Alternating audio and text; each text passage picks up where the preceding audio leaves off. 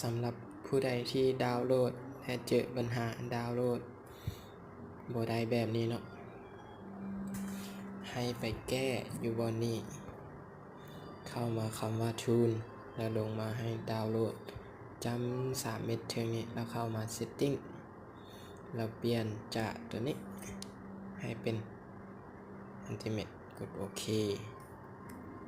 กดกลับคืนเดี๋ยวไปกดเบื้องตัวดาวน์โหลดให้อีกชั้นหนึ่งปิดปึ๊บดาวน์โหลดใหม่อีกชั้นหนึ่งตัวนี้เราบ่ได้ดาวน์โหลดผ่าน Wi-Fi นะเราดาวน์โหลด 3G ครับติ๊กออกเลยก็ได้กดไปเลยโอเคสุดแล้วแต่ความไวของเน็ตทานเนาะบัดนี้ปั๊บติดตั้งเรียบร้อยติดตั้งโอเค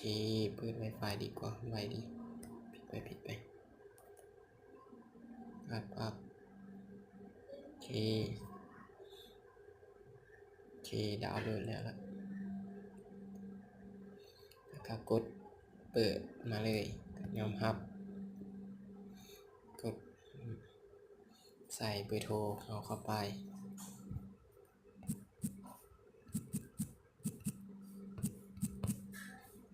นี่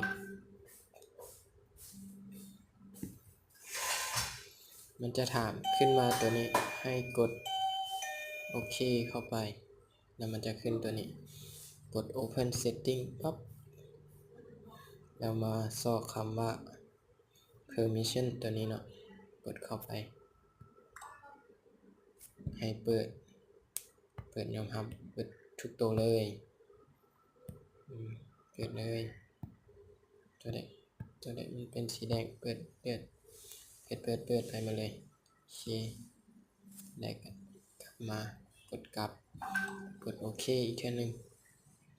แล้วก็ถ้ารหัสมันเข้ามา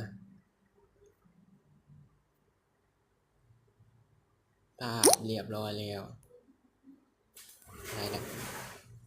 นี่ไพซี continue ไปเลยกด auto กดทีนี้กดข้ามไปก็ได้เนาะในการมาใส่ชื่อ